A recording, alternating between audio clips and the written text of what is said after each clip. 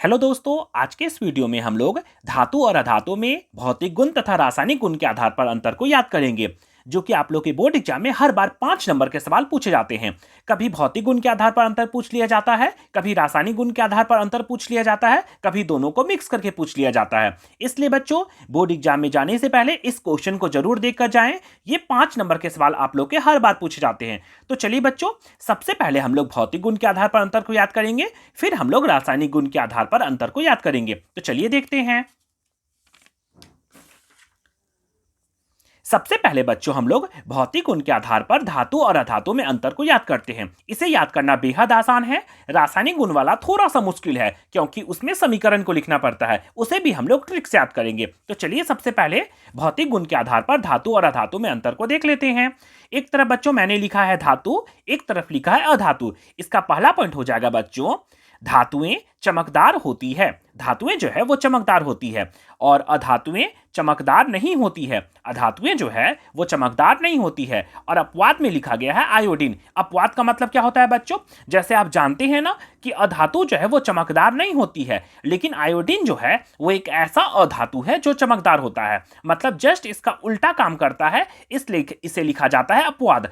कभी भी अंतर लिखिएगा तो अपवाद को लिखना बेहद जरूरी है। धातुएं चमकदार होती है, अधातुएं चमकदार नहीं होती है। अपवाद में लिखिएगा आयोडीन। चलिए दूसरा पॉइंट को देख लेते हैं। दूसरा पॉइंट बच्चों लिखा हुआ है, धातुएं आघातवर्ध एवं तन्य होती है और अधातुएं आघातवर्ध एवं तन्य नहीं होती है। ये भंगुर होती है, मतलब मुलायम टाइप में होती है। कोयला को चूरेंगे, हथौड़ा से मारेंगे तो पूरा चूर हो जाएगा ना, बस उसी तरह से ये भंगुर होती है। पहला पॉइंट क्या बताया? तो धातुएं चमकदार होती है और अधातुएं चमकदार नहीं होती है। यह अपवाद में क्या बताया? तो अपवाद में हो जाएगा आयोडीन। दूसरा पॉइंट में हम लोग पढ़े हैं, धातुएं आघातवर्ध एवं तन्य होती है और अधातुएं आघातवर्ध एवं तन्य नहीं होती है। यह भंगुर होती है। 2 पॉइंट तो अच्छा से क्लियर हो गया ना। चलिए अब तीसरा पॉइंट देखते हैं। ये बच्चों क्वेश्चन हर बार 5 नंबर के पूछे जाते हैं, इसलिए मैंने 5 पॉइंट किया है। तीसरा पॉइंट में लिखा हुआ बच्चों, धातुएं उष्मा एवं विद्युत का सुचालक होती है, मतलब करंट पास हो जाता है। अपवाद में हो जाएगा सीसा। सीसा एक ऐसा धातु है जो उष्मा और विद्युत का कुचालक होती है। तो याद रहेगा ना, धातुएं उष्मा एवं विद्युत का सुचालक होती है। अपवाद में हो जाएगा सीसा। और अधातु की तरफ तीसरा पॉइंट लिखेंगे बच्चों हम लोग, अधातुएं उष्मा एवं विद्युत का कुचालक होती है। इससे करंट पास नहीं होता है। लेकिन अपवाद में हो जाएगा ग्रेफाइट। ग्रेफाइट एक ऐसा अधातु है जिससे करंट पास हो जाता है। याद हो जाएगा ना। चलिए अब हम लोग आते हैं चौथा पॉइंट में। चौथा पॉइंट में लिखा हुआ है बच्चों, धातुएं ठोस होती है। धातु जो है वो ठोस होता है। अपवाद में हो जाएगा पारा। पारा एक ऐसा धातु है जो द्रव में होता है। कभी भी अंतर लिखिएगा बच्चों तो अपवाद को लिखना बेहद जरूरी है। अधातु की तरफ हो जाएगा, अधातुएं ठोस एवं गैस होती है। अधातु जो है वो ठोस और गैस दोनों होती है। अपवाद में हो जाएगा ब्रोमीन। ब्रोमीन एक ऐसा अधातु है जो द्रव में होता है। याद हो जाएगा ना। धातुएं ठोस होती है, अपवाद में पारा, और अधातुएं ठोस एवं गैस होती है, अपवाद में ब्रोमीन। चलिए लास्ट पॉइंट जल्दी से देख लेते हैं। लास्ट पॉइंट बच्चों, धातु और अधातु में अंतर किस आधार पर हम लोग याद कर रहे हैं? तो भौतिक गुण के आधार पर। तो कैसे बोलेंगे लास्ट पॉइंट? तो धातुओं के गलनांक एवं क्वथनांक उच्च होते हैं। धातुओं के गलनांक एवं क्वथनांक उच्च होते हैं और अधातुओं के गलनांक एवं क्वथनांक निम्न होते हैं। ये टोटल बच्चों 5 पॉइंट है, जो कि आपके 5 नंबर के पूछे जाते हैं।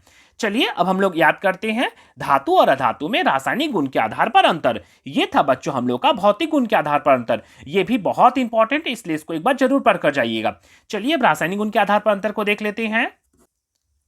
इस तरह से बच्चों हम लोगों ने क्वेश्चन लिखा है, रासायनिक गुण के आधार पर धातु एवं अधातु में विभेद कीजिए, मतलब अंतर कीजिए। कभी कभी क्या करता है क्वेश्चन में कि 2 पॉइंट दे देता है धातु और अधातु में भौतिक गुण के आधार पर अंतर लिखने के लिए, और 3 पॉइंट बोलता है रासायनिक गुण के आधार पर अंतर लिखने के लिए।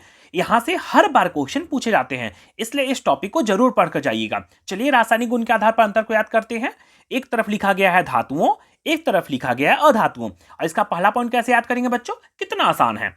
धातु विद्युत धनात्मक होती है। धातु जो है उस पर प्लस का साइन होता है। धातु विद्युत धनात्मक होती है, जैसे Na+। और अधातु जो है वो विद्युत ऋणात्मक होती है, जैसे कि Cl-। याद हो जाएगा ना। धातु पर प्लस का साइन होता है और अधातु पर माइनस का साइन होता है। पहला पॉइंट क्लियर। चलिए दूसरा पॉइंट में आते हैं। ये हम लोग कौन सा गुण के आधार पर देख रहे हैं? तो रासायनिक गुणधर्म के आधार पर देख रहे हैं। दूसरा पॉइंट में बच्चों बोले देखेंगे हम लोग, धातु ऑक्सीजन के साथ अभिक्रिया करके क्षारीय धातु ऑक्साइड बनाती है। धातु जो है वो ऑक्सीजन के साथ, ध्यान रखिएगा कभी भी रासायनिक गुण लिखिएगा तो इधर ऑक्सीजन से रिएक्शन करवाएं तो इधर भी हम ऑक्सीजन से ही करवाएंगे। धातु ऑक्सीजन के साथ अभिक्रिया करेगा तो क्षारीय धातु ऑक्साइड बनाता है। जैसे कि इसको लिखना बेहद जरूरी है। Na एक धातु है ना, वो ऑक्सीजन के साथ जैसे अभिक्रिया करेगा तो क्षारीय धातु ऑक्साइड बनाएगा Na2O, इसको ध्यान में रखिएगा केवल। और अधातु जो है वो ऑक्सीजन से अभिक्रिया करके अम्लीय ऑक्साइड बनाता है। कैसा बनाता है? अम्लीय ऑक्साइड। सल्फर जो है वो अधातु है ना, वो जैसे ही ऑक्सीजन के साथ अभिक्रिया करेगा तो SO2 बनाएगा, सल्फर डाइऑक्साइड बनाएगा, जो कि अम्लीय ऑक्साइड है। याद हो जाएगा ना, धातु ऑक्सीजन से अभिक्रिया करके क्षारीय ऑक्साइड बनाती है और अधातु ऑक्सीजन के साथ अभिक्रिया करके अम्लीय ऑक्साइड बनाती है। 2 पॉइंट क्लियर। चलिए अब आते हैं तीसरा पॉइंट में। तीसरा पॉइंट बच्चों लिखा हुआ है धातु के ऑक्साइड। धातु के जो ऑक्साइड हैं वो जल में घुलकर, अब जल के साथ दोनों तरफ करवाएंगे। धातु के ऑक्साइड जो बनाए थे वो जल में घुलकर क्षार बनाते हैं। धातु का ऑक्साइड जल में घुलकर क्षार बनाते हैं, जैसे कि Na2O। धातु का ऑक्साइड है ना, कैसे बोलेंगे तो सोडियम ऑक्साइड है। ऑक्साइड आया ना, मतलब ये धातु का ऑक्साइड है। जैसे ही जल के साथ अभिक्रिया करवाएंगे तो क्षार बना देगा, NaOH। क्लियर। और यहाँ 2 लिखा गया है बच्चों, तो ये संतुलित करने के लिए लिखा गया है। ये संतुलित वाला वीडियो में मेरा जरूर देखिएगा। चलिए बताते हैं इधर, अधातु के ऑक्साइड जल में घुलकर अम्ल बनाते हैं। अधातु का ऑक्साइड था ना, वो जैसे ही जल में घुलेगा तो क्या बनाएगा? अम्ल बनाएगा, सल्फ्यूरस अम्ल H2SO3। इसको केवल ध्यान रखना है। चलिए बातें हैं चौथा पॉइंट में बच्चों। चौथा पॉइंट में लिखा हुआ है धातु अम्ल के साथ। सबसे पहले मैंने किसके साथ करवाया था? पहले ऑक्सीजन के साथ, फिर हम लोग जल के साथ करवाएं, अब हम लोग अम्ल के साथ करवाएंगे। धातु अम्ल से अभिक्रिया करके हाइड्रोजन गैस बनाती है। यह ऑब्जेक्टिव क्वेश्चन में बहुत बार पूछा गया है कि धातु अम्ल से अभिक्रिया करके कौन सा गैस बनाती है, तो धातु जो है वो अम्ल से अभिक्रिया करके हाइड्रोजन गैस बनाती है। क्लियर। और यहां बोलेंगे अधातु अम्ल से अभिक्रिया करके हाइड्रोजन गैस नहीं बनाती है। कैसे? तो एक मैंने धातु लिया हुआ Mg और जैसे ही अम्ल से अभिक्रिया करवाया तो क्या बनाया? MgCl2 प्लस H2 और तीर का निशान ऊपर है, मतलब ये गैस है। क्लियर। अब इधर कैसे बोलेंगे? अधातु अम्ल से अभिक्रिया करके हाइड्रोजन गैस नहीं बनाती है। जैसे कि C, कार्बन एक अधातु है ना, वो जैसे ही सल्फ्यूरिक अम्ल से अभिक्रिया करेगा तो कार्बन डाइऑक्साइड, सल्फर डाइऑक्साइड और जल बनाएगा। देखिए तो कहीं पर भी हाइड्रोजन गैस बना का? नहीं बना। धातु अम्ल से अभिक्रिया करके हाइड्रोजन गैस बनाती है और अधातु अम्ल से अभिक्रिया करके हाइड्रोजन गैस नहीं बनाती है। याद रखिएगा बच्चों, बोर्ड एग्जाम में जाने से पहले इसे जरूर पढ़ कर जाइएगा। 100% इस बार एग्जाम में आप लोग के पूछे जाएंगे। चलिए 5वां पॉइंट देख लेते हैं बच्चों। 5वां पॉइंट हम लोग का लिखा हुआ है धातु के तरफ, धातु क्लोरीन के साथ अभिक्रिया करके विद्युत संयोजक क्लोराइड बनाती है। सिंपल सा, धातु क्लोरीन के साथ अभिक्रिया करके विद्युत संयोजक क्लोराइड बनाती है। जैसे कि कॉपर एक धातु है ना, वो Cl2 के साथ जैसे ही अभिक्रिया करेगा तो CuCl3 बना देगा। इस समीकरण को लिखना बेहद जरूरी है। कभी भी बच्चों आप रासायनिक गुण के आधार पर अंतर लिखेगा तो इसको बेहद जरूरी है लिखना। और अधातु क्लोरीन के साथ अभिक्रिया करके सहसंयोजक क्लोराइड बनाती है। H2Cl2 के साथ जैसे ही अभिक्रिया करेगा तो बनाएगा 2HCl। याद हो गया ना। चलिए एक बार जल्दी से इसे देख लेते हैं केवल। सबसे पहले ध्यान रखिए कि कैची से अभिक्रिया करवा रहे हैं। सबसे पहले बोला कि धातु धनात्मक होती है, अधातु ऋणात्मक होती है।